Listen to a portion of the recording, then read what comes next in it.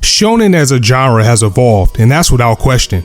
If you take a look at the leading stories in the genre, you'll notice a bit of evolution in how things are done. Yu Yu Hakusho was ahead of its time, and that was transcended by Hunter x Hunter, both which were done by the same mangaka. My Hero Academia took the tried and true high school approach and added the American flair of the superhero aspect, making it one of the most successful series to date. Then there's titles that completely turn the genre on its ear, such as Dr. Stone, which makes science fun. Act Age, which deals with the pressure and mental stability or lack thereof when becoming a method actor, or even The Promised Neverland early in his run that brought a different feel to shonen that we just didn't have, and we absolutely loved it. Gone are the days of Bleach, Dragon Ball Z, and Naruto. You know, the punch first, ask questions later type of shonen with the protagonists who thrive off of willpower no matter how bullshit it may be. And fights to make your head spin versus a more contemporary approach that we see now. The norm now are battles where the main character uses their head and their brains to win versus just as a means to attack. Well, there's still Black Clover and Fire Force. But just because those days are gone, should we not accept a series that is just a straight up battle? Not when it's done this well. And that's where God of High School comes in.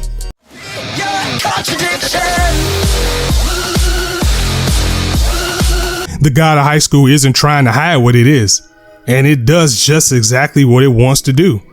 It wants you as hyped as possible, and boy, I haven't felt pure adrenaline and hype like this from a battle series since honestly watching Dragon Ball Z back in the Toonami days. I literally rushed to get home to see this series just to see how crazy it can get. And to make matters even better, MAPPA has gone in with the animation. The fight scenes in this series are absolutely glorious. And beyond this point is where a lot of criticism comes when talking about the series, mainly due to the points mentioned earlier in this video. The anime community as a whole, as well as anime itself, has just evolved. God of High School feels more like a product of the early 2000s or even the 90s in which it was inspired by. It's almost like a love letter to people like me who grew up on Dragon Ball Z in the Big 3 era. But what the current anime fans pointed out about it is that it has no substance.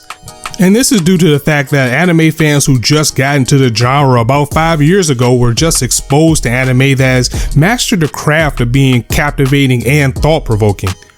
Master God of High School up next to My Hero Academia, and you have a story that at base is selling itself as a huge tournament arc versus one with a defined journey, and it just doesn't add up. And that's a fair assessment, because when a God of High School does try to sell a story, it's just weird. The controversial episode 4 rubbed fans the wrong way as they decided to give us a fleshed out story about Mira getting married. The problem was that we didn't get a proper build to this one episode arc, and it just wasn't done in a way that made us care about time we got to it and they tried to give us a story. If this was done in a modern story, we would have gotten hints or mention of this happening where Mira was introduced, and this would have came after we knew her, after we spent some time with her versus when we just met her. However, at the rate this is going, it will probably have thrown pacing off even more if we got this towards the end of the season as well. This leads to what I feel is the biggest low point of the series for some, and that's the characters. We have a core 3 which we all love in our own right, but if you're trying to unpack these characters, there isn't much there. Jin Mori is my personal favorite, as Taekwondo is one of the 3 styles I'm also a practitioner of. But as a character, at least with what we've seen so far, he just has no motivation other than fighting, which also makes him a modern day Goku, who is also a dinosaur when you're comparing that to current shonen protagonists. Sure, he's charming, goofy, and has an unmatched heart, but until we start to unpack his past, there isn't much there besides his will to be strong, which just isn't enough nowadays. Mira is a badass for sure, and her having to deal with the weight of finding a successor to keep her family sword style alive is a good one, and it also leaves breadcrumbs for her to link closer to one of the core characters or a future character later in the series. But as mentioned, when the series tried to get into that, it threw off the tempo of what the series was built on, or at least initially. I think her journey to be independent and live to have her name continue on for herself could be something interesting later. But for now, I think she's just matching well as the team's moral center. That leaves us with Han Daiwei, the character with the strongest story out of the 3 by current standards. If we're talking modern shonen, Nahon would be your main character in the series. Out of the three, he has the best reason to be in the tournament. His fight to keep his friend from dying is a story you can get behind, and he actually has a goal. And even though he's the least vocal of the three, his story just means more than his peers, so you want to root for him. As far as anyone else, don't get too attached, as they're all one and dones whose best moments were probably seen in the intro. But given the fact that even the side characters have pretty intense backstories, I'm hoping they'll be back in some form later. The God of High School is just one big tournament arc. And that's okay, guys. I think we've grown so much as anime fans, and the amount of quality that we get has evolved us into almost intellectuals, that we forget that some series are just made to have a blast, or made for an audience who just wants to enjoy some action, which is why you see a lot of people, including myself, who did a 360 on Black Clover. Because it isn't the strongest series story-wise, but it's definitely a fun series if you're looking for one that'll boost your spirits. The same holds true for God of High School.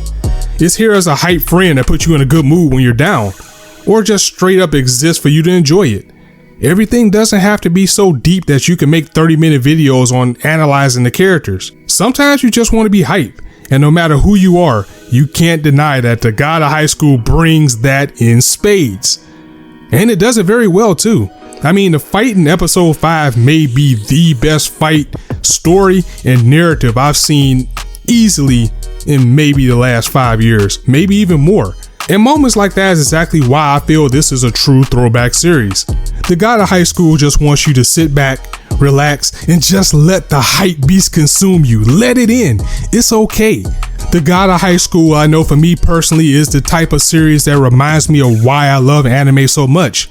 Sometimes you just want to watch a series that fills your brain with adrenaline and just puts you in a good mood, puts a smile on your face, and blows your mind with the fight scenes and animation that it has. And that's something, again, that God of High School does very well. And that is why I feel it's the perfect throwback shonen for current times. Even though technically it falls under that Danwa category, so I'm not sure if shonen still applies there, but you get what I'm saying. And overall, that concludes my ode to God of High School.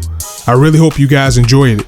Be sure to let me know your thoughts in the comments below, and I'll catch you guys later. And be sure to hit that bell so you'll be notified whenever I drop a video. Until next time, it's your boy Scott signing out. See you soon.